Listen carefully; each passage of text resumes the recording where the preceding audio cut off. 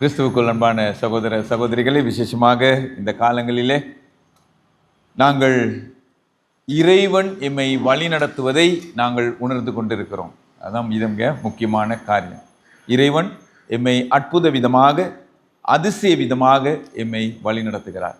எனவே இன்றைய நாளிலே நாங்கள் மத்தேயு நற்செய்தி நூல் 16ஆம் அதிகாரம் 24ஆம் வசனத்திலிருந்து 28ஆம் வசனம் வரை நாங்கள் இன்று எடுத்துக்கொள்வோம். எமது தியானத்திற்காக மத்தேயு நற்செய்தி நூல் 16ஆம் அதிகாரம் 24ஆம் வசனத்திலிருந்து 28ஆம் வசனம் வரை. இந்த வார்த்தைகள் இறைவன் எமக்கு கொடுக்கின்ற ஒரு கட்டளையாகவும், இறைவன் எமக்கு கொடுக்கின்ற ஒரு உறுதிமொழியாகவும் இந்த வசனம் காணப்படுகிறது. இப்போ பாருங்க, இறைவன் சொல்கிறார், இயேசு தம்முடைய சீஷர்களை நோக்கி, ஒருவன் என்னை பின்பற்றி வர விரும்பினால் அவன் தன்னைத்தான் வெறுத்து தன் சிலுவையை எடுத்துக்கொண்டு என்னை பின்பற்ற கடவன். தன்னைத்தான் வெறுத்து தன் சிலுவையை எடுத்துக்கொண்டு என்னை பின்பற்ற வர கடவன். இது மிக மிக முக்கியமான ஒரு வார்த்தையாக இருக்கிறது. எல்லாருமே இறைவனை பின்பற்றி வர முடியாது. அதற்கு என்று சில குணாதிசயங்கள் இறைவனால் கொடுக்கப்பட்டிருக்கிறது. அப்ப இந்த உலகத்தில் வாழ்கின்ற மக்கள் அனைவருமே நாங்கள் எப்பொழுதுமே துன்பம் இல்லாமல், துக்கம் இல்லாமல், சந்தோஷமாக, இன்பமாக, மகிழ்ச்சியாக, மற்றவர்களை விட மேலாக, உயர்ந்தவர்களாக வாழ ஆசைப்படுகிறோம். ஆனா இறைவன் இந்த இடத்துல விசேஷமான ஒரு காரியத்தை எமக்கு எடுத்துரைக்கிறார். அதுதான் மிக மிக முக்கியம். என்னவா, இறைவனை பின்பற்ற விரும்புகிறவன் இந்த உலக ஆசாபாசங்களை தன்னைத்தானே வெறுத்து, தன்னை வெறுத்து, எங்கடா இந்த உலகத்தில் வாழ்கின்ற நீங்களும் நானும் எங்களுக்காக, சுயநலத்திற்காக, எமது வாழ்வுக்காக நாங்கள் வாழ்கின்றோம். யாரு எப்படி இருந்தாலும் காரியம்ல நான் என்ன செய்யணும், மற்றவனை வெட்டிட்டு சரி நான் அந்த இடத்துல நல்லா வாழணும். இதுதான் உலக மக்களுடைய ஆசாபாசங்கள். ஆனா இறைவன் சொல்லுகிறார், தன்னைத்தானே வெறுத்து தன் சிலுவையை சுமந்து கொண்டு என்னை பின்பற்று. அல்லேலூயா. மிகவும் ஒரு சவாலான ஒரு வார்த்தையாக இருக்கிறது. அப்ப இறைவனை பின்பற்றுகிறவர்கள் உலக மக்கள் மற்றவர்களை பின்பற்றுகிறதை போல அல்ல, தன்னைத்தானே வெறுத்து இறைவனை பின்பற்ற வேண்டும். இன்னைக்கு மந்திரிமார்களை இல்லாட்டி தலைவர்களை இல்லாட்டி பெரியவர்களை பின்பற்றவர்கள் ஏன் அவங்கள பின்பற்றுறாங்க? ஏன் கூட்டம் நடக்குது? ஏன் பெரிய பெரிய கூட்டங்கள் இல்லாட்டி ஏதாவது ஒரு கான்ஃபரன்ஸ் ஏதாவது நடந்தா இன்னைக்கு எல்லாருமே போய் அங்கே உட்கார்ந்துருப்போம். எதற்கு? அவரின் ஊடாக எமக்கு ஏதாவது நன்மை கிடைக்குமா? அதான சொல்ல, நான் அவங்க விட்டாள், அவருக்காகத்தான் நான் பாடுபட்டேன், அவரோடத்தான் நான் வேலை செய்கிறேன், அவர் என்னை என்ன செய்வார், என்ன லாபத்துக்காக நான் என்ன செய்கிறேன், அவரை பின்பற்றுகிறேன். ஆனா இங்க இறைவன் சொல்லுகிறாரு, நீ என்னையே பின்பற்றுனா நீ உன்னையவே வெறுக்கணும். உன் சிலுவையை, சிலுவைன்னு சொல்றது என்ன, இன்பமா? யூத மக்களுக்கு கிடைக்கப்பட்ட மிகவும் கொடிய தண்டனை இல்லையா? அந்த வேதனை, துன்பங்கள், துயரங்கள், சிலுவையில் அரைஞ்சி வைக்கிறதுனா மகிழ்ச்சி அல்ல, துன்பங்கள். அப்ப துன்பம் நிறைந்த அந்த வாழ்வை நீ அடையாளம் கண்டு கொண்டு நீ என்னை பின்பற்ற வேண்டும் என்று இங்கு அவர் கூறுகின்றார். அப்ப இறைவன் ஒரு சவாலை அவர் கொடுக்கிறார். தன் ஜீவனை ரட்சிக்க விரும்புகிறவன் அதை இழந்து போவான். நான் நல்லா இருக்கணும், நான் இன்னைக்கு எல்லாம் செய்ய போறேன், நான் இன்னைக்கு தொடர்ந்து வாழ போறேன், எனக்காக எல்லாத்தையும் கட்ட போறேன் அப்படின்னு சொன்னா அதை என்ன செய்வானா, தன் ஜீவனை இழந்து போவான். என் நிமித்தமாக தன் ஜீவனை இழந்து போகிறவன் அதை கண்டடைவான். இறைவனுடைய சித்தத்தின்படி இறைவனுக்காக வாழுகின்றவர்கள் தன் ஜீவனை என்ன செய்வார்களா, அவர்கள் ரட்சித்துக் கொள்வார்கள். அதாங்க அடுத்த வசனம், மிகவும் அழகான வசனம். மனுஷன் உலகம் முழுவதையும் ஆதாயப்படுத்தி கொண்டாலும் தன் ஜீவனை நஷ்டப்படுத்தினால் அவனுக்கு லாபம் என்ன? மனுஷன் தன் ஜீவனுக்கு ஈடாக எண்ணத்தை கொடுப்பான். அப்ப இந்த ஜீவனை இழந்து விட்டால் மனிதனுடைய வாழ்வு ஒன்றுமே இல்லாமல் அற்பமாய் போய்விடும். எனவே இந்த உலக மாயமான உலகத்திலே வாழ்கின்ற நீங்களும் நானும் ஒரு விசேஷ நோக்கிற்காக இறைவன் உங்களையும் என்னையும் அழைத்திருக்கிறார் என்பதை சிந்திக்க வேண்டும். சிந்திப்பது மாத்திரமல்ல, மனுஷகுமாரன் தம்முடைய பிதாவின் மகிமை பொருந்தியனவராய் தம்முடைய தூதரோடு கூட வருவார். அப்பொழுது அவன் கிரிகைக்கு தக்கதாக அவனுக்கு என்ன செய்யப்படும்? பலன் அளிக்கப்படும். அப்ப சும்மா நாங்க ஏனோ தானோ என்று வாழ முடியாது. எங்களுடைய சுயநோக்கங்களுக்காக வாழ முடியாது. ஒரே மகிழ்ச்சியான வாழ்வை மட்டுமே வாழ முடியாது. மற்றவர்களுக்காக நாங்கள் என்ன செய்ய வேண்டும்? வாழ வேண்டும். அவர்களோடு எமது வாழ்வை பகிர்ந்து கொள்ள வேண்டும். இறைவன் இயேசுவை தியானிக்க வேண்டும். அவருடைய மாதிரியாக வாழ வேண்டும் என்று இன்றைய நாள் வசனங்கள் கூறப்படுகிறது. அப்ப கைமாறு அளிக்கும் ஆண்டவர் என்று இன்றைய நாளின் கருப்பொருளாக நாங்கள் எடுத்துக்கலாம். கைமாறு அளிக்கும் ஆண்டவர். ஏன்னு கேட்ட, ஆண்டவர் எமது வாழ்வை அவர் பெற்றுக்கொண்டு அதற்கு ஏற்ற ஒரு பலனை தருவதாக உங்களுக்கும் எனக்கும் சொல்றார். நீ இப்படி வந்தா, உன்னை தன்னைத்தானே வெறுத்து தன் சிலுவையை சுமந்து கொண்டு என் பின் வந்தா அவனவனுக்கு தக்க பலனை நான் அவனவனுக்கு கொடுப்பேன் என்று சொல்லுகிறார். அப்ப இன்றைய முழு மத்தேயு நற்செய்தி நூல் 16ஆம் அதிகாரம் 24ஆம் வசனத்திலிருந்து 28ஆம் வசனம் வரைக்கும் இறைவன் இயேசுவின் சீடத்துவத்தின் அல்லது தலைமைத்துவத்தின் முக்கியத்தை அல்லது கிரயத்தை பற்றி எடுத்துரைக்கின்றார். அப்போ ஒரு தலைவன் எவ்விதத்திலே இறைவனை பின்பற்ற வேண்டும் அல்லது சீடனாக இருக்க வேண்டும், அல்லது இறைவனை பின்பற்றுகின்ற நீங்களும் நானும் எவ்விதத்திலே வாழ வேண்டும் என்று அவர் கூறுகிறார். அப்ப நாங்க சும்மா வாழ முடியாது, நினைச்ச மாதிரி வாழ முடியாது, ஆசாபாசங்களோட வாழ முடியாது, அவுத்துட்ட ஆடுகளை போல அங்கிட்டு இங்கிட்டு ஓட முடியாது. அங்க ஒரு வரம்பு இருக்கிறது, ஒரு கட்டுப்பாடு இருக்கிறது. சிலவற்றை கைவிட வேண்டும் என்று இருக்கிறது, சிலவற்றை வெறுக்க வேண்டும் என்று இருக்கிறது. சிலவற்றை பின்பற்றும் பொழுது அல்லது இறைவன் இயேசுவை பின்பற்றும் பொழுது நித்திய ராஜ்யத்தில் நித்திய ஜீவனை பெறுவீர்கள் என்று இறைவன் வாக்களிக்கின்றார். அப்ப அந்த சீடத்துவத்தை அல்லது தலைமைத்துவத்தை பெற்றிருக்கிற நீங்களும் நானும் எவ்விதத்திலே வாழ வேண்டும் என்று இறைவன் கூறுகிறார். அதான் பிரதான ஆசாரியர்கள்.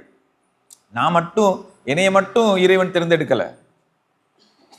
ஃபாதர் மட்டும்தான் ஊழியம் செய்யணும் இல்லை, ஃபாதர் மட்டும்தான் இங்க நின்று போதிக்கணும்னு இல்லை, ஃபாதர் மட்டும்தான் இறைவனுடைய வார்த்தைகளை அல்லது இறைவனை மாதிரியாக வாழ வேண்டும் என்று அல்ல. கிறிஸ்துவை பின்பற்றுகின்ற நீங்களும் நானும், கிறிஸ்தவன் அல்லது கிறிஸ்தவள் என்கின்ற கிறிஸ்துவை பின்பற்றுகின்ற எங்கள் அனைவருடைய கடமையாக இது இருக்கிறது. அப்ப தலைமைத்துவம் அல்லது சீடத்துவம் என்று சொல்றது நான் மட்டும் இல்லை, நீங்க எல்லாருமே இந்த உலகத்துல இறைவனால் அழைக்கப்பட்ட நீங்கள் அனைவருமே சீடத்துவத்தை பெற்றவர்களாக இருக்கின்றீர்கள். அப்ப எங்களுக்கு ஒரு கட்டுப்பாடு இருக்கிறது. அந்த கட்டுப்பாட்டை நாங்கள் என்ன செய்யணும்? உணர்ந்தவர்களாக இறைவனோடு வாழ அழைக்கப்படுகிறோம். அவர் வாழ்றாரு இப்படி, இவர் வாழ்றாரு இப்படி, இவர் இந்த இடத்துல இப்படி இருக்காரு பாருங்க, அவர் என்ன மாதிரி இருக்காரு, நான் இப்படியே தான் இருக்கிறேன், அதெல்லாம் இல்லை. இறைவனுக்கு தெரியும் எந்த நேரத்துல என்ன இறைவனுடைய பிள்ளைகளுக்கு கொடுப்பேன் என்பதாக. ஹல்லேலூயா. அப்ப பாருங்க, இன்னைக்கு நீங்களும் நானும் எங்களுடைய வாழ்க்கையை நாங்கள் சிந்தித்து பார்ப்போம். நாங்க எங்கேயோ எப்படியோ இருந்தோம், இன்னைக்கு இங்க வந்து உட்கார்வோமான்னு தெரியாது. அவ்வளவுக்கு பிரச்சனை, நாட்டிலும் பிரச்சனை, வீட்டிலும் பிரச்சனை, உலகத்திலும் பிரச்சனை, ஆலயத்திலையும் பிரச்சனை. ஆனா இறைவன் விசேஷமாக உங்களையும் என்னையும் இந்த இடத்துல போய் அன்னைக்கு ஆலயத்துக்கு அழைத்து அமைதியாக இறைவனை சிந்திக்க, இறைவனுடைய பிள்ளைகளாக இருக்க என்னென்ன குணாதிசயங்கள் தேவை என்பதை எமக்கு எடுத்துரைக்கின்றார். அதன்படி நடக்க உங்களையும் என்னையும் அழைத்திருக்கிறார்.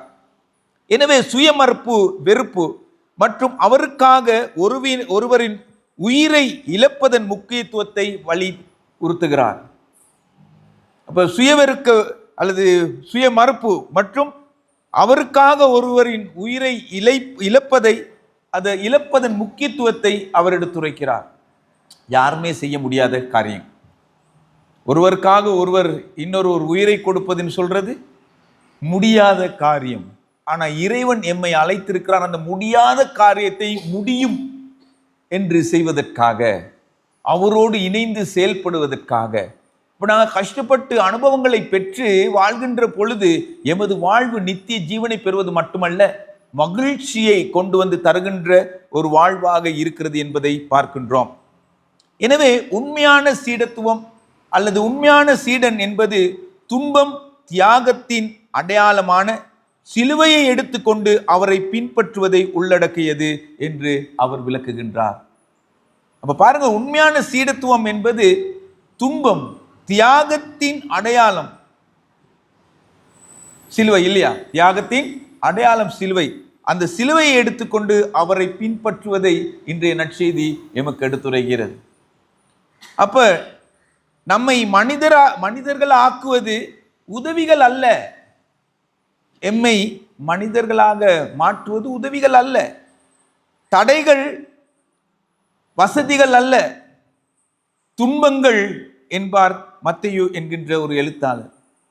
அப்ப பார்த்துக்கிடுங்க, மனிதருக்கு அல்லது எம்மை மனிதனாக்குவது உதவிகள் அல்ல, தடைகள் வசதிகள் அல்ல இல்லையா? ஏதாவது ஒரு தடை நடந்துச்சுன்னா அது எங்களுக்கு வசதி இல்லை, அப்ப அது துன்பம். ஏதாவது ஒரு தடை வந்து அது துன்பம். அதை நாங்கள் எப்படி அந்த தடையிலிருந்து தாண்டுவது என்று சிந்திப்போம். அப்ப இது எல்லாமே ஒரு மனிதனை மனிதனாக மாற்றுவதற்கு எமக்கு கிடைக்கிறது. என்ன? தடைகள், துன்பங்கள், இவை அனைத்தும் எம்மை மனிதர்களாக்க எமக்கு கிடைக்கின்ற மகா பெரு உதவியாக இருக்கிறது. அப்படின்னு சொன்ன அனுபவங்கள், எமது வாழ்க்கையில் கிடைக்கின்ற அனுபவங்கள், ஒவ்வொரு நாளும் ஒவ்வொரு நொடி பொழுதும் எமது வாழ்வுக்கு இறைவனால் எவ்வளவோ அனுபவங்கள் கிடைக்கிறது. அப்ப அனுபவங்களை பெற பெற, துன்பங்களில் இருந்து நாங்கள் விடுபட அதிலிருந்து வெற்றி பெற நாங்கள் என்ன செய்கிறோம்? நித்திய ஜீவனை பெறுவதற்கு இறைவன் எம்மை ஆயத்தப்படுத்துகிற தேவனாக இருக்கின்றார். எனவே ஆன்மீக ரட்சிப்பை விட உலக ஆதாயத்தை தேர்ந்தெடுப்பதன் நித்திய விளைவுகளையும் இந்த பகுதி எமக்கு எடுத்துரைக்கிறது. அப்ப இங்கே உலக ஆதாயம் எப்படிப்பட்டது, ஆத்மீக ரட்சிப்பு எப்படிப்பட்டது என்பதை இது எடுத்துரைக்கிறது. அப்ப நாங்கள் இந்த உலகத்தில் வாழ்கின்ற பொழுது உலக ஆதாயத்தை பெற்றுக்கொள்வது மட்டுமல்ல, தேவை இல்லாம வாழ முடியாது இல்லையா? சோறு இல்லாம நம்ம வாழ முடியாது. ஆனா சாப்பிட்றதுக்குன்னே நாங்க இதை வச்சிருக்க முடியாது. என்ன செய்யணும்? இறுதியில் என்ன நடக்கும்? எமது ஆத்துமாவை தெளிவுபடுத்தி ஆத்துமாவை ரட்சிப்பதற்காக நாங்கள் என்ன செய்யணும்? நாங்கள் வாழ ஆரம்பிக்க வேண்டும். எனவே ஒருவரை மனிதராக்குவது உதவிகள் அல்ல. இன்னைக்கு நாங்கள் வாழ்ந்துக்கிட்டு ஏதாவது ஒரு பிரச்சனையில் ஒரு துன்பத்தில் இருக்கும் பொழுது நிறைய பேர் உதவி செய்வாங்க. அப்போ நாங்கள் உதவியை பெற்றுக்கிட்டு அடே இப்படியே இருந்துட்டா நல்லமா போயிடும், எல்லாருமே எங்களுக்கு உதவி செய்கிறாங்க, நான் இப்படியே வீட்டில் இருந்து சாப்பிட்டுக்கிட்டே இருக்கலாம்னு நினைச்சா என்ன நடக்கும்? இறுகிடுவோம் இல்லையா? நாங்கள் என்ன செய்யணும்? உதவி வாங்காம மற்றவர்களுக்கு உதவி செய்வதற்கு எம்மை வழி நடத்த பழகி கொள்ள வேண்டியவர்களாக இருக்கிறோம். அப்ப எனவே ஒருவரின் ஆன்மாவை இழப்பது முழு உலகத்தையும் பெறுவதை விட மிக பெரிய இழப்பு என்று இந்த திருமறை எமக்கு கூறுகிறது. இப்ப நீங்க இந்த உலகம் முழுவதையுமே ஆதாயப்படுத்தி கொண்டாலும் உங்களுடைய ஆன்மா விலை குறைந்தால் அல்லது ஆத்மாவை இழந்து விட்டால் எமது வாழ்விற்கு பயனில்லை. அப்ப பிரியமானவர்களே, இதுல என்ன மிக முக்கியமாக கருதப்படுகிறது என்பதை நீங்களும் நானும் சிந்தித்துக் கொள்ள வேண்டும். துன்பம் வழியாய் தூயகம் செல்ல நீங்களும் நானும் ஆயத்தப்பட வேண்டும். அனுபவங்களினூடாக இறையரசை செல்ல நீங்களும் நானும் எமது வாழ்வை ஆயத்தப்படுத்தி கொள்ள வேண்டும். எனவே இயேசுவை பொறுத்தளவில் பாடுகள் இன்றி பரலோகம் இல்லை, சிலுவையின்றி சிம்மாசனம் இல்லை என்பதை அவருடைய வாழ்வினூடாக நாங்கள் அறிந்து கொள்ளலாம் இல்லையா? பாடுகளின்றி பரலோகம் இல்லை, சிலுவையின்றி சிம்மாசனம் இல்லை. எனவே தான் இறைவன் சொல்கிறார், தம் சீஷர்களை பார்த்து, என்னை பின்பற்ற விரும்புகிறவர் எவரும் தன்னலம் துறந்து தன் சிலுவையை தூக்கி கொண்டு என்னை பின்பற்றட்டும். ஏனெனில் தம் உயிரை காத்து கொள்ள விரும்புகிறவர் எவரோ அதை இழந்து விடுவார், மாறாக என் பொருட்டு தம்மை அழித்து கொள்ளுகின்ற எவரும் வாழ்வடைவர் என்று அங்கு திருமறை கூறுகிறது. எனவே பிரியமானவர்களே, மானிட மகன் தம் தந்தையின் மாட்சியோடு தம் வான தூதர்களோடு வரப்போகிறார் என்று அவர் எமக்கு எடுத்துரைக்கிறார். அவர் திரும்பி வருவார் இல்லையா? இரண்டாம் வருகை நாம் சொல்லி அவருக்காக நீங்களும் நானும் காத்திருக்கிறோம். அப்ப அவர் வரும் பொழுது அவர் சொல்லுகிறார் என்ன? நீங்கள் செய்கின்ற செய்கைகளுக்கு ஏற்ற விதத்திலே உங்களுக்கு நான் என்ன செய்ய போறேன்? பரிசளிக்க போகிறேன். அவர் வரும்பொழுது அவர் நாங்கள் செய்கின்ற செய்கைகளுக்கு ஏற்ற விதத்திலே பதில் அளிக்க போகிறார் அல்லது பரிசு கொடுக்க போகிறார். அப்ப நீங்களும் நானும் ரெடியா? இதுக்கு தெரியாது. இப்ப எனக்கு 85 வயசு. இந்த 85 வருஷம் அம்மாச்சி ஃபாதர் இப்படி சொல்றாரு. நான் சொல்றேன், எத்தனை வயசா இருந்தாலும் பிரச்சனை இல்லை. நாங்கள் இந்த பிறந்து இன்னைக்கு வரைக்கும் வாழ்ந்துக்கிட்டு இருக்கோம் தானே, அந்த வாழ்வு முக்கியம். அந்த வாழ்விலையும் நாங்கள் பேப்டிசம் எடுக்கிறோம் தானே, என்ன திருமுழுக்கு எடுக்கிறோம். அந்த வாழ்வு முக்கியம். ஏன் நம்ம ஆலயத்தில் எங்களை தூக்கிட்டு வந்து எனக்கு பேப்டிசம் கொடுக்குற நேரம் எனக்கு தெரியாது. எனக்கு மம்மி சொன்னாங்க 3 மாதத்துலேயோ 4 மாதத்துலேயோ ஏதோ ஒரு கல்யாணத்துக்கு போகணும்னு சொல்கிறனால வெள்ளனா வந்து 3 மாதத்துக்கு முன்னுக்கே பேப்டிசம் கொடுத்துட்டாங்க. அப்போ எனக்கு தெரியாது. அப்போ எனக்கு ஞானத்தாய் ஞான தகப்பன் வச்சாங்க. இப்போ அவங்க என்னைய வழி நடத்தினாங்க. இது செய்யக்கூடாது, இது செய்யணும், இங்கே இருக்கையா பர்த்டேக்கு கார்டு அனுப்புவாங்க, ஏதாவது வந்து முக்கியமாக இருந்து வந்து சொல்லுவாங்க, ஸ்கூலுக்கு போகிறோன்னா வந்து பார்ப்பாங்க, இப்படியெல்லாம் செய்வாங்க, வழி நடத்துவாங்க. அதுதான் இன்னைக்கு எங்கிலிக்கன் திருச்சபையில் அல்லது கத்தோலிக்க திருச்சபையில் தொடர்ந்து வருகின்ற நடவடிக்கை இல்லையா? சின்ன பிள்ளையிலே ஞானஸ்நானம் கொடுத்துருவோம். அந்த பிள்ளைகளை திடப்படுத்துதல் எடுக்கும் வரைக்கும், அப்படின்னு சொன்னால் தானே தன் பாவங்களை உணர்ந்து இனி நான் செய்ய போற பாவத்துக்கு நானே பொறுப்பு அப்படின்னு சொல்ற நேரம் ஞானத்தாய் ஞான தகப்பன் தன் கையை வச்சு இன்னையிலிருந்து என் பொறுப்பெல்லாம் முடிஞ்சப்பா அப்படின்னு சொல்லி கையை வச்சு ஆசீர்வச்சிட்டு போயிடுவாங்க. அன்னையிலிருந்து யாருக்கு பொறுப்பு? என் பாவத்துக்கு திடப்படுத்தல் பெற்ற பிறகு நான் மமாயி நான் செய்கின்ற பாவத்துக்கு, நான் செய்கின்ற எல்லா அட்டூழியங்களுக்கும் நன்மைகளுக்கும் யாரு பொறுப்பு? நான். அன்னையிலிருந்து இன்னைக்கு வரைக்கும் செய்கின்ற செயல்பாடுகளுக்கு இறைவன் வருகின்ற பொழுது அவனவனுக்கு ஏற்ற விதத்தில் என்ன செய்ய போறாரு? பலன் அளிப்பார். அல்லேலூயா. அப்ப இப்படி தெரிஞ்சிருந்தா நான் ஞானஸ்நானம் எடுத்திருக்க மாட்டேன், திடப்படுத்தல் பக்கம் வந்திருக்க மாட்டேன். ஏன் அப்படி எடுத்தனால தானே நான் கணக்கு கொடுக்க வேண்டியிருக்கு. இல்லாட்டி ஐயோ எனக்கு தெரியாது நான் அறியேன் அப்படின்ட்டு போயிருக்கலாம். இப்ப அப்படி சொல்ல முடியாது. ஏன்? நாங்கள் ஞானஸ்நானம் எடுத்திருக்கோம், அதை பெற்றோர்கள் ஞான பெற்றோர்கள் வழி நடத்தி இருக்கிறாங்க. அதுக்கு பிறகு நானே என் பாவத்தை பொறுப்பெடுக்கிறேன்னு சொல்லி திடப்படுத்துதல் எடுத்துட்டோம். இன்னைக்கு நிறைய பேர் வந்து கேட்பாங்க, ஃபாதர் திடப்படுத்த எடுத்தாச்சு இன்னும் வைன் கொடுக்குறாங்கல்லன்ட்டு. வைன் கூட குடிக்கணும்னா பாருக்கு தான் போகணும், இங்கே வரக்கூடாது. இங்கே பரலோகத்தின் அந்த சுவையை நாங்கள் இறைவனுடைய சரீரத்தை இறைவனுடைய ரத்தத்தை ருசி பார்க்க, பரலோகத்தின் ராஜ்யத்தின் மாதிரியை காணத்தான் நாங்கள் இங்கே வரோம். அப்ப அது ஒரு அடையாளம். அந்த அடையாளத்துக்கு பொறுப்பு ஏன்னு கேட்டால் நாங்கள் இறைவனோடு நாங்கள் கலந்து இருக்கிறோம் என்பதற்கு அடையாளம். அப்ப நான் எதுக்கு வாரேன்னு கேட்டா, ஞான ஸ்நானம் எடுத்தது தெரியாதுன்னரலாம் எங்கிலிக்கன் திருச்சபையில். மற்ற சேரிலெல்லாம் தெரிஞ்சுதான் எடுக்கிறாங்க ஞான ஸ்நானம். எனக்கு தெரியாது, எப்படி எவ்வளோக்கு தெரிஞ்சிருக்கிறாங்கன்னு தெரியாது இல்லையா? சொல்லுவாங்க எங்கிலிக்கன் ஞான ஸ்நானம், அந்த பிள்ளைக்கு ஒன்றுமே தெரியாதுன்னு. இவங்க நல்லா படித்து ஞான ஸ்நானம் எடுத்து தான் முழுக்க ஞான ஸ்நானம் எடுக்கிறாங்க. அப்போ அவங்களுக்கு கடவுளை பற்றி எங்களை விட கூட தெரிஞ்சிருக்கணும். அப்போ அவங்க பாவம் செய்ய மாட்டாங்க. ஏன்? எல்லாம் தெரியும். அப்படியா? இல்லை, கடவுளை இன்னும் நான் படிச்சுக்கிட்டு இருக்கேன். நான் கிறிஸ்டின் படித்தேன், அதில் டிஸ்டிங்ஷன் எனக்கு கிடைச்சிச்சு. அப்போவும் கடவுளை பற்றி ஒழுங்காக தெரியாது. இறையியல் கல்லூரிக்கு போயிட்டு கடவுளை படித்தேன், அப்போவும் இன்னும் அறிஞ்சிக்கிறல. இன்னும் நான் கடவுளை நல்லா முழுசாக அறிஞ்சிக்கிறல. அப்போ முழுசாக அறிஞ்சிக்கிட்டு பெப்டிசம் எடுக்கிறதுனா எப்போ எடுக்கலாம்? கல்லறைக்கு போனால் கூட எடுக்க முடியாது. திருப்பி வரணும் அவரை பற்றி படிக்க. பிரியமானவர்களே, அவரை முழுசாக அறிஞ்சு திடப்படுத்தல் எடுக்க முடியாது, ஞானஸ்நானம் எடுக்க முடியாது. ஆனால் நாங்கள் என்ன செய்கிறோம்? அவருடைய சமூகத்தில், அவருடைய குடும்பத்தில், நம்மளும் ஒரு குடும்பத்தில், அவருடைய குடும்பத்தில் சேர்வதற்கு சின்ன வயசுலேயே ஞானஸ்நானம் எடுத்துட்டோம். அப்போ நான் சொல்லலாம், ஐயோ ஞானஸ்நானம் தான் எடுத்திருக்கேன், திடப்படுத்தல் எடுக்கல, எனக்கு கடவுளை பற்றி தெரியாது. அப்படியும் இல்லை. 12 வயசு வரைக்கும் வந்த பிறகு அதை படித்து பரமண்டல ஜெபத்தை படித்து, விசுவாச பிரமாணத்தை படித்து, கர்த்தருடைய 10 கற்பனையை படித்து நாங்கள் என்ன செய்கிறோம், இனி நான் செஞ்ச பாவத்துக்கெல்லாம் பொறுப்பு அப்படின்னு சொல்லி தலையையும் கொடுத்து பிஷப்பிட்ட அவங்களும் தலையில் கையை வச்சு எங்களுக்கு எல்லா பாரத்தையும் கொடுத்துட்டாங்க. அப்போ இப்படி பார்ப்போம். அப்போ திடப்படுத்தல் எடுத்த பிறகு நீங்கள்லாம் எத்தனை வயசுக்குள்ள எடுத்தீங்கன்னு நான் கேட்கல. அன்னையிலிருந்து இன்னைக்கு வரைக்கும் கடவுள் கொடுத்த இந்த உலக வாழ்க்கை எவ்விதத்திலே வாழ்ந்திருக்கிறோம், எவ்விதத்திலே சீடர்களாக இருந்திருக்கிறோம்.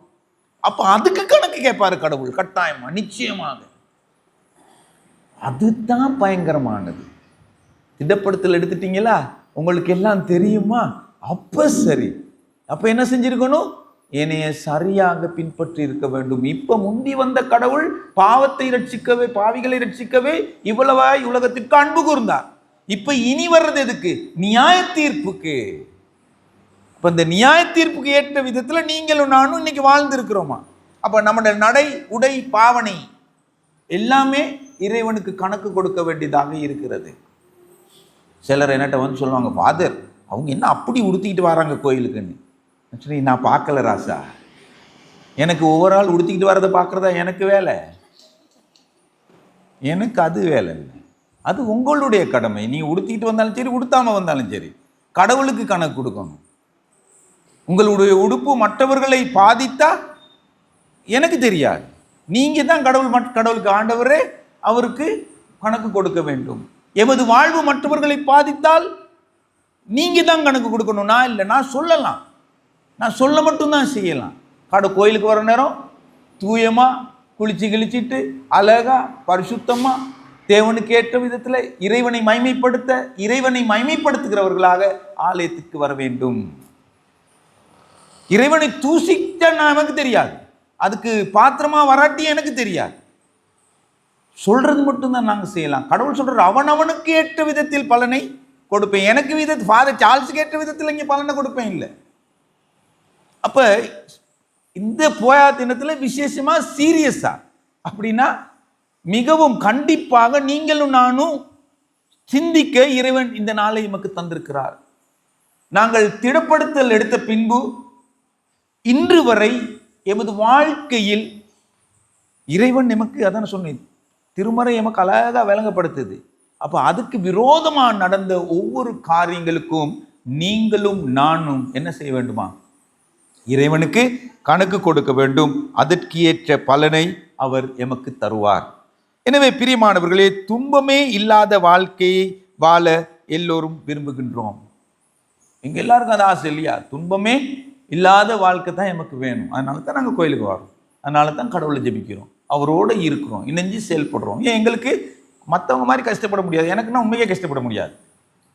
துன்பம் இல்லாத வாழ்வு தான் எங்களுக்கு கட்டாயமாக தேவும். ஆனால் இயேசுவை பின்தொடரும் ஒருவர் துன்பத்தை சகிக்காமல் அவரது சீடராக இருக்க முடியாது என்று அவர் சொல்றார்.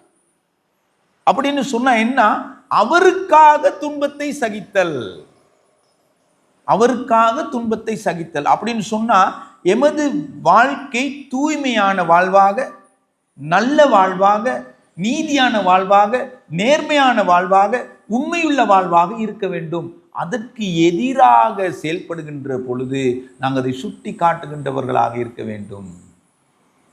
எனவே இவ்வாறு துன்பங்களை சகித்து இயேசுவை பின்தொடர ஒவ்வொருவருக்கும் சிறந்து அப்படி தொடர்ந்து அவரை பின்பற்றுகின்ற பொழுது அவர் அதற்கு ஏற்ற கைமாறு அளிப்பதாக இன்றைய நற்செய்தி நூல் உங்களுக்கும் எனக்கும் எடுத்துரைக்கிறது.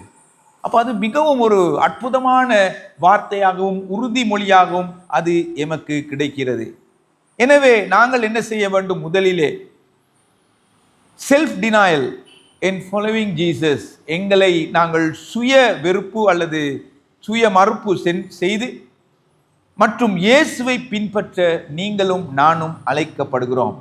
அதனால தான் சொல்லுது, தன்னை தானே வெறுத்து தன் சிலுவையை எடுத்துக்கொண்டு இறைவனை பின்பற்ற வேண்டும். தனிப்பட்ட ஆசைகள் மற்றும் லட்சியங்களை ஒதுக்கி வைத்துவிட்டு இயேசுவின் அதிகாரத்திற்கும் விருப்பத்திற்கும் அடிபணிவதே அதன் முக்கியம். சில நேரம் எங்களுக்கு சொல்லுவாங்க, இந்த காரியங்கள்லாம் கிடைக்கும், நீங்க என்ன செய்யணும், நீங்க அங்க போகாம இங்கேயே வரணும்ட்டு. நாங்க பார்க்கறது அதை விட இது நல்லா இருக்கு, இங்கே ஓடிடலாம் அப்படின்னு. என்கிட்ட நான் இந்த கதையை நான் உங்களுக்கு சொல்லியிருப்பேன். கதை இல்லை, இது உண்மையான சம்பவம். ஒரு மகன் A லெவல் முடிச்சுட்டு வேலை இல்லாமல் இருந்தார். இப்போ என்கிட்ட வந்து சொன்னார், ஃபாதர் எனக்கு வேலையே கிடைக்கிது இல்லை, எவ்வளோ கம்பெனிக்கெல்லாம் போயிட்டேன், எனக்கு வேலை கிடைக்கலன்னு.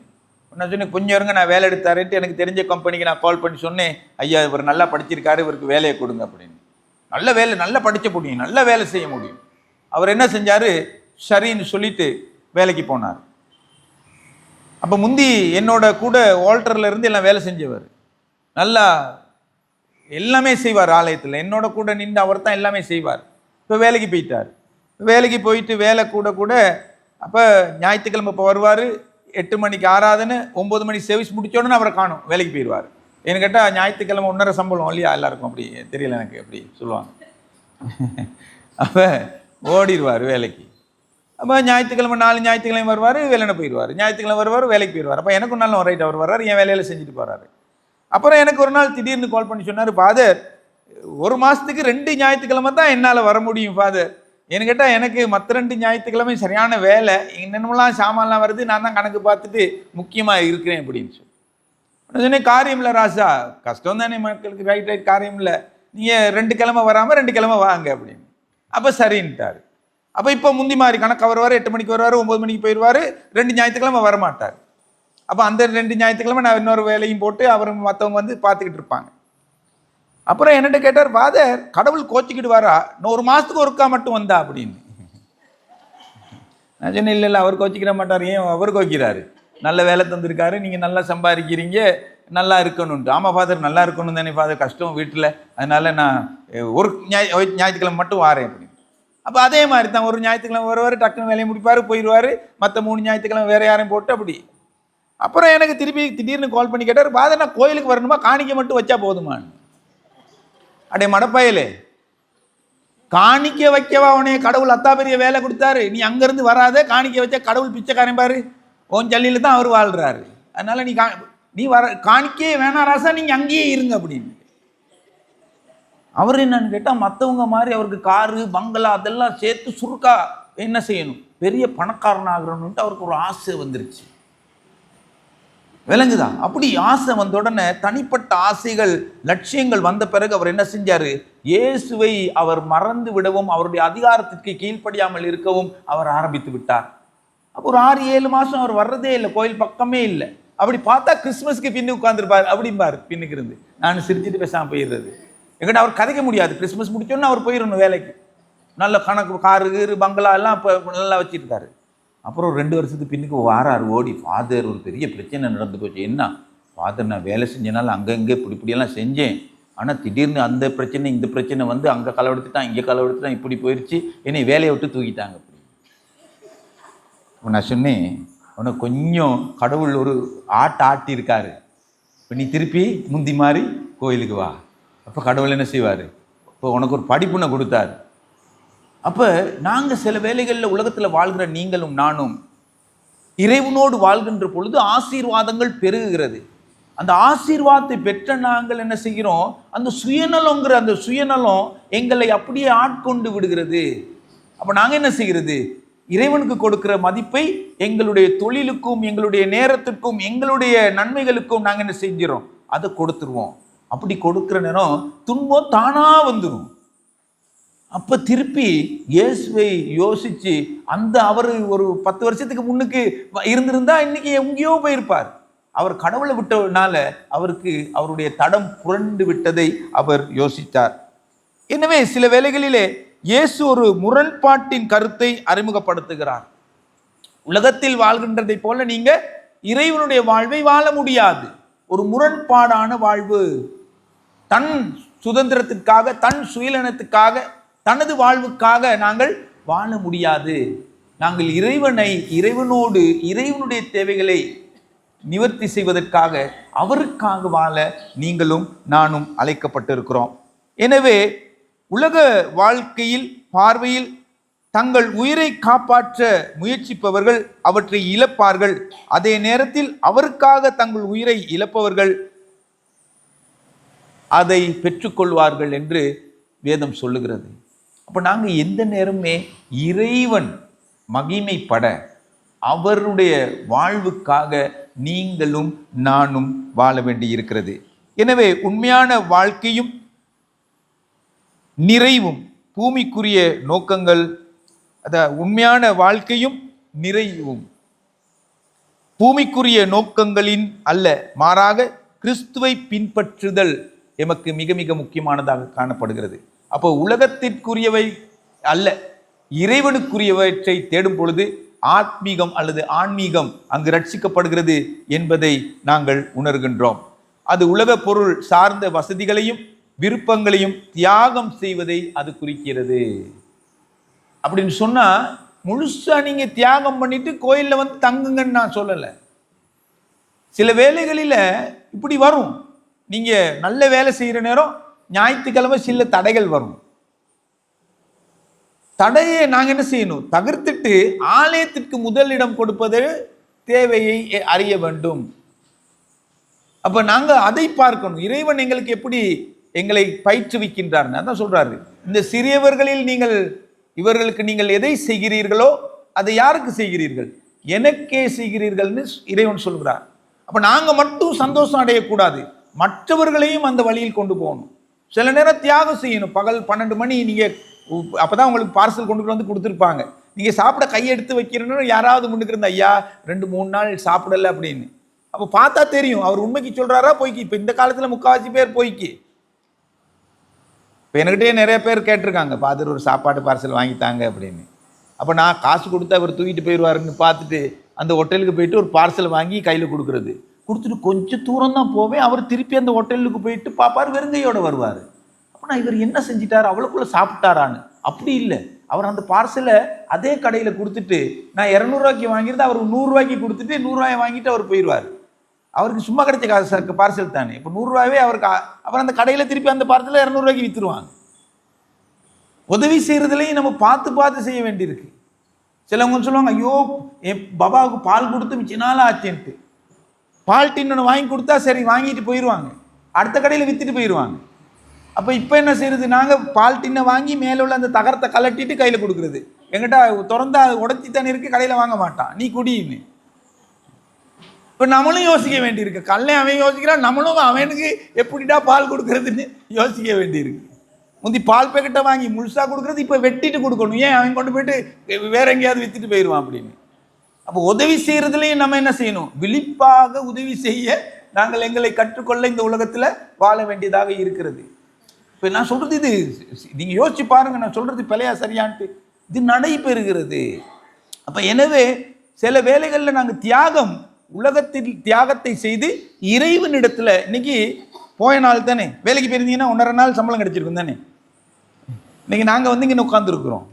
ஆனால் அதை விட ஆதாயம் இன்னைக்கு நாங்கள் கடவுளுக்கு நம்ம அந்த 1.5 நாள் சம்பளத்தை தியாகம் செய்து இந்த இடத்துல வந்து அமைந்திருக்கின்றோம். அல்லேலூயா. அதுதான் கடவுள் விரும்புகின்றார், அதைத்தான் கடவுள் நேசிக்கின்றார், அதைத்தான் கடவுள் தன்னைத்தானே வெறுத்து தன் சிலுவையை சுமந்து கொண்டு இந்த ஆலயத்திற்கு வாருங்கள் என்று இறைவன் எம்மை அழைக்கின்றார். எனவே எமது ஆத்துமாவின் மதிப்பு மிக மிக பெரியது. அதை இழந்து விட்டால் நீங்கள் இந்த உலகத்தையே வாங்கினாலும் போச்சு. அதான் சொல்லுவாங்க, நல்ல பேர் வாங்குறது என்னவா லேசி, கஷ்டம். கெட்ட பேர் வாங்குறது ஒரே நிமிஷம். அப்போ இந்த உலகத்தையே நீங்கள் ஆதாயப்படுத்திக்கிட்டாலும் இங்கே நஷ்டப்படுத்திட்டா அங்கே போக முடியாது. அங்கே அவனவனுக்கு ஏற்ற விதத்திலே அவனவனுக்கு அங்கு பதில் கொடுக்கப்படும் என்று கூறுகிறது. அப்போ எனவே பிரியமானவர்களே, இறைவனுடைய சீடராக இருப்பது மிக மிக லேசு. சரியா சரியா? அம்மா தடுவாடுறாங்க. இறைவனுடைய சீடனாக இருப்பது லேசா? இல்லை, முடியாது. இறைவனுக்கு நான் சீடர், நான் இதை போட்டுக்கிட்டு வந்தாலே இதில் முத சொல்லியிருக்கேன்னா, உங்களுக்கெல்லாம் ஒரு தண்டனைனா இதை போட்டுக்கிட்டு பாவம் செஞ்சா எத்தனை தண்டனையா? தீமோத்தேயுல சொல்லியிருக்கு, 2 மடங்கு. மற்றவர்களுக்கு 1 மடங்குனா இதை போட்டுக்கிட்டு பாவம் செஞ்சா 2 மடங்கு. அப்ப இதை போடுறதுக்கு முன்னுக்கே நான் யோசிச்சிடணும். இதை போட முடியாட்டி வெளியே நின்று வேற வித்தியாசம் செய்யறது லேசி. இது போட்டா திருப்பி கடவுள் கேட்பாரு. நான் உனக்கு சொல்லி நீ அதுல வேற பாரத்தை எடுத்துக்கிட்டு வெள்ளை கசக்கையும் போட்டுக்கிட்டு அதுக்கு முன்னுக்கு நீ அவனையும் ஏமாத்தி உனையும் ஏமாத்தி இங்க வந்திருக்க. அப்ப மற்றவனுக்கு இவ்வளவு பெரிய நரகம்னா எனக்கு எவ்வளவு தலைவலியே நரகம், எரிஞ்சுக்கிட்டே இருக்க வேண்டி நுட்டுருவார். அப்ப ஊழியம் செய்வது இலகுவல்ல. சொல்லுவோம் ஃபாதர் தானே, அவர் ஞாயிற்றுக்கிழமை மட்டும் வந்துட்டு அவர் போயிடுவார், அவர் என்ன, அவருக்கு என்ன, நம்ம தான் யாருனாலும் வேலை செய்கிறோம். ஆனால் இதை போட்ட பிறகு தான் எங்களுக்கு தெரியும் இதனுடைய மதிப்பு எவ்வளவு. அப்போ அதான் சொல்லுது, அந்த இறைவனுடைய சீடனாகுவது மிக மிக கஷ்டமான காரியம். அதான் 1 தீமோத்தேயு 3ஆம் அதிகாரம் அங்கு காணப்படுகிறது. கண்காணிப்பை விரும்புகிறவன் நல்ல வேலையை விரும்புகிறான், இது உண்மையான வார்த்தை. கண்காணிப்பை விரும்புகிறவன் என்னவா, நல்ல வேலையை விரும்புகிறான். ஒரு ஆள் ஒரு சீடனாக இருக்கும் பொழுது இறைவனுக்கு ஏற்ற விதத்தில் வாழ்றதுக்கு நாங்கள் எம்மை ஒப்பு கொடுத்துட்டா அங்கே பிழை இல்லாமல் வாழ நாங்கள் என்ன செய்யணும், எம்மை ஒப்பு கொடுக்க வேண்டும். இந்த ஞானத்தாய் ஞானத்தகப்பன் அதில் ஒரு பொறுப்பை வாங்கிக்கிறோம். இதில் எத்தனை பேர் ஞானத்தாய் ஞானத்தகப்பன் இருக்கீங்கன்னு தெரியலை. ஞானத்தாய் ஞானத்தகப்பன்னு அந்த பொறுப்பு எடுத்த பிறகு அந்த புள்ள விட்டு மொத்த பொறுப்பும் யாருக்கு இருக்கு, தனது தாய் தந்தையை விட யாருக்கு இருக்கு. அப்போ அது எடுக்கிறத நீங்க என்ன செய்யணும், கொஞ்சம் யோசிக்கணும். எல்லாரும் நீங்க ஞானத்தாயா இருக்கீங்களா, பேர் வாசிப்பார் தானே ஃபாதர், சரி அங்க பேர் புக்லையும் இருக்கு தானே, பரலோகத்தில் இருக்கணும். இன்னைக்கு ஞானத்தாய் ஞானத்தகப்பன்ட்டு சைனை வாங்கி சைனெல்லாம் போட்டு போயிடுவோம். அந்த புள்ளுடைய பொறுப்பு உங்களுக்கு தான் இருக்கு. கடவுள் கேட்பாரு, நீ ஞானத்தாய் ஞானத்தகப்பனா பேரெல்லாம் எடுத்துட்ட, திடப்படுத்தலுக்கு வேற கொண்டு போயிட்டு நீ அது வரைக்கும் அந்த புள்ள செஞ்சதுக்கெல்லாம் யார் பொறுப்பு, உணர்ந்துருக்கிறீங்களா, யோசிச்சிருக்கிறீங்களா? அப்போ அந்த பிள்ளையை நீங்க என்ன செய்யணும், தான் தாய் தந்தை பார்ப்பதை விட கவனமாக அந்த பிள்ளை திடப்படுத்தல் எடுக்கும் வரையும் பாவம் செய்யாமல் என்ன இருக்கணும், நீங்க தான் பார்த்துக்கிடணும்.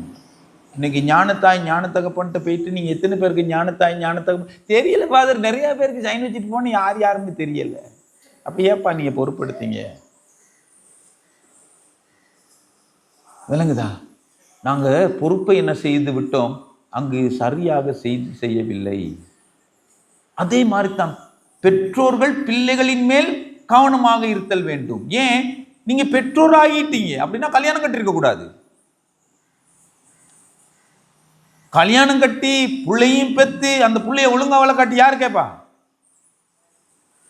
யார் கேட்பா?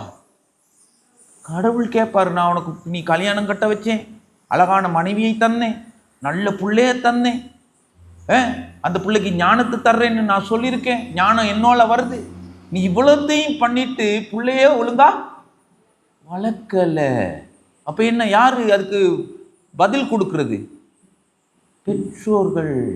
அப்போ ஞான பெற்றோர்கள் தங்களது கடமைகளை சரியாக செய்ய வேண்டும். அப்ப கண்காணிப்பை விரும்புகிறவன் நல்ல வேலையை விரும்புகிறான்.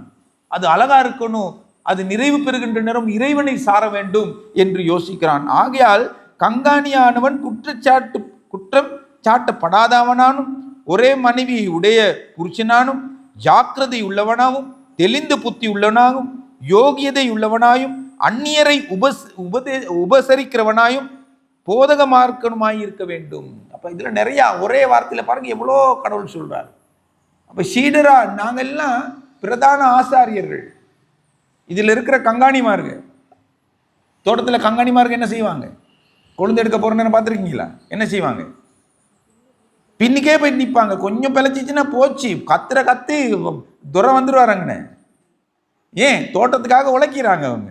நாங்கள் இப்போ இறைவனுக்காக நாங்கள் உழைக்கிறோம். இப்போ இறைவனுக்காக தோட்டத்துக்கு உழைக்கிற கண்காணியே அப்படின்னா இறைவனுக்காக உழைக்கிற கண்காணி எப்படி இருக்கணும், எப்படி இருக்கணும்? அதை விட நல்லா இருக்கணும். அல்லேலூயா. அப்போ எனவே பிரியமானவர்களே, இப்போ நான் சொன்னதெல்லாம் ஜோக் மாதிரி இருந்தாலும் ஜோக் இல்லை, இதெல்லாம் மிகவும் சீரியஸான காரியங்கள். அப்படின்னு சொன்னால் இறைவனோடு வாழ்கின்ற நீங்களும் நானும் இன்றைய நாளில் நாங்கள் நினச்சிக்கிடுவோம், ஞானஸ்நானம் நீங்கள்லாம் தெரியாதுன்ட்டீங்க. திடப்படுத்தல் உங்களுக்கெல்லாம் தெரியும் தானே, எங்கிட்ட படித்து திடப்படுத்தல் எடுத்துறீங்க. திடப்படுத்தல் எடுத்த அன்னையிலிருந்து இன்னைக்கு வரைக்கும் வீட்டில் போயிட்டு ஹோம்ஒர்க் இல்லை, நீங்கள் நினச்சி பாருங்க, எவ்வளவு நல்ல காரியங்கள் செய்திருக்கிறோம், இறைவனை மகிமைப்படுத்தி இருக்கிறோம். அதே மாதிரி எவ்வளவு தீமை செஞ்சிருக்கிறோம், எவ்வளவு கடவுளை நோகடிச்சிருக்கிறோம். இது ரெண்டையும் நாங்கள் பார்ப்போம். நம்ம கடவுள் மன்னிப்பு கொடுக்கிறவர், அல்லேலூயா. அப்போ அதனால கடவுள் அதை டிலீட் பண்ணிடுவார், இல்லையா? இப்போ கடவுள்கிட்ட முழங்கால் படி சொல்லுவோம், ஆண்டவரே தெரியாமல் ஃபாதர் இன்னைக்கு வந்து சொல்ல வரைக்கும் நான் இதை நினைக்கலை, சீரியஸாக எடுக்கலை, அதன் தக்க பலன் தருவாருன்னு நாங்கள் நினைக்கல, சீரியஸாகவே எடுக்கலை. ஆனால் இன்னைக்கு கொஞ்சம் சொன்ன பிறகு கொஞ்சம் எனக்கு ஒரு மாதிரி பயமாக இருக்குது. என்கிட்ட இப்போ எங்களை குழி வாங்குது, வீடு போங்குது, நாங்கள் யோசிக்கிறோம் அங்கே வந்துருவோமான்னு தெரியாமல் இருக்குது. இப்போ அதனால இப்போ கொஞ்சம் சிந்திப்போம், ஆண்டவரே நம்ம தெரியாமல் நிறைய பாவங்கள் செஞ்சிட்டோம், இந்த பாவங்கள்லேருந்து எங்களை மன்னிச்சிரும் ஐயா, எங்களை மன்னிச்சு இறையரசன் நித்திய ஜீவனை எமக்கு தாரோம். அதன் பலனை தந்துறாங்க. அதன் பலனை தந்தால் நாம என்ன நடக்கும்? நரகத்துக்கு கூட போக முடியாது. அதை விட பெரிய பெரிய பாவங்கள்லாம் செஞ்சிருக்கிறோம். ஆனால் ஆண்டவரே எங்களை மன்னித்தருளும் என்று சொல்லி இறைவனுடைய பாதத்தில் நாங்கள் எம்மை முற்றிலுமாக ஒப்பு கொடுக்கின்ற பொழுது இறைவன் எங்களை ஆசீர்வதித்து நித்திய ஜீவனை உங்களுக்கும் எனக்கும் தருவார். அப்போ எனவே இறைவனுக்கு நாங்கள் நன்றி செலுத்துவோம். ஆண்டவரே, இன்றைய போய தினத்தை நீர் எமக்கு தந்திருக்கிறீர். ஆண்டவரே, இன்னும் குறுகிய காலங்கள் தான் நம்முடைய வாழ்க்கையில் இருக்குது. இருந்தாலும் கூட இன்னையிலிருந்து நாங்கள் என்ன செய்ய போகிறோம்? ஒரு முடிவெடுக்க போகிறோம். என்ன எடுக்க போகிறோம்? இனி நாங்கள் என்ன செய்ய போகிறோம்? உமக்கு ஏற்ற விதத்தில் உமக்கு உகந்த வாழ்வை வாழப்போகிறோம். நாங்கள் செய்த பிழைகளை உணர்கின்றோம். நீரே எம்மை வழிநடத்தி உம்முடைய உண்மையான சீடனாக தன்னைத்தானே வெறுத்து தன் சிலுவையை எடுத்துக்கொண்டு உம்மை பின்பற்ற எனக்கு கிருபை தாரும் என்று நாங்கள் நினைப்போம், ஜெபம் செய்வோம். என்றும் எங்களோடு வாழ்கின்ற எமது அருமை தந்தையே, இந்த அருமையான நல்ல நாளுக்காக உமக்கு நன்றியுடைய ஸ்தோத்திரம் செலுத்துகிறோம். இந்த உலக வாழ்வை நாங்கள் சரியாக சிந்தித்து ஆராய்ந்து வாழ, எமது வாழ்வை உமக்கென்று தியாகம் செய்ய எமக்கு நீர் கிருபை தந்தரல வேண்டும் என்று கெஞ்சி கொண்டாடுகிறோம். ஆண்டவரே, எமது வாழ்க்கையிலே, இந்த உலக வாழ்க்கையிலே தெரிந்தோ தெரியாமலோ அநேக பாவங்களை நாங்கள் செய்துவிட்டோம். ஆண்டவரே, இந்த பாவங்கள் எமது வாழ்வுக்கு குற்ற உணர்ச்சிகளையும், ஆண்டவரே எமது வாழ்விற்கு துன்பங்களையும் துக்கங்களையும் கண்ணீரையும் தந்திருக்கின்றது என்பதை நாங்கள் உணர்கிறோம். ஆம் இறைவனை, முற்றிலுமாக எம்மை உடைய கரங்களுக்குள் ஒப்புக் கொடுக்கிறோம். எம்மை தூய்மைப்படுத்தி ஆண்டவரை தொடர்ந்து உம்மிலே நிலைத்திருக்கவும், நீர் எமக்கு கொடுத்திருக்கின்ற ஒவ்வொரு பொறுப்புகளையும் பாத்திரங்களையும் சரியாக உணர்ந்து ஆராய்ந்து அவற்றை உம்மை மகிமைப்படுத்தும் படியாக மட்டுமே பாவிக்க எமக்கு கிருபை தந்தரல வேண்டும் என்று இயேசு கிறிஸ்துவின் மூலம் வேண்டுகிறோம், வல்லமை நிறைந்த பிதாவே. ஆமென்.